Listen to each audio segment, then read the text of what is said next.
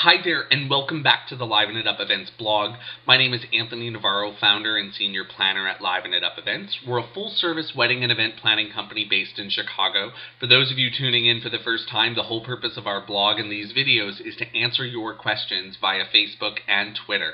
So feel free to ask any questions that you have. Today, I'm actually going to answer one of the questions by one of our Facebook followers who happens to also be one of my brides that I'm working with.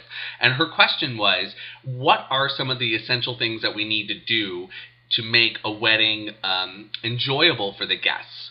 Well, I thought about it, and there were three things that I really thought of that I think are essential, that are good, maybe not essential, but are good ways to kind of make it a good experience for the guests. One of them is by providing transportation. I know that it sometimes can be expensive and that it's not always, in the budget to do, but I think if it's something you can afford, it's nice to be able to transport the guests from the hotel to the ceremony, and then from the ceremony to the reception. And if the ceremony is happening at the reception, just providing it from one spot to the next. And then also having transportation for the guests on the way back from the reception back to the hotel. It's an easy thing to do. It's something small, but I've seen people really respond well to that, and it just kind of takes the ease away from them, or it puts them at ease so that they're not worried about trying to find, a taxi or something at the end of the night.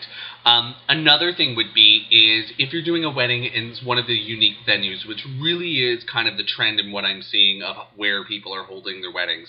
Most of the weddings that I do are in more unique spaces, unique venues. So they're not expected. When the guests come, they're kind of taken back by this unique space. So I always tell the couples that I work with is we're just going to make sure that we sprinkle some of the traditional wedding elements into the night. So we have the wedding ceremony, whether it's on site or if it's at a church beforehand, we have the ceremony. After, to start the night off, to kick it all off, we start with a cocktail hour, which is something totally expected for a wedding. And then from a cocktail hour, we move into some sort of dinner. From the, and in there, what we'll do is we'll sprinkle in, the toast by the fathers and maybe the best man and the maid of honor. And then there might be a cake cutting or a cupcake cutting and a first dance.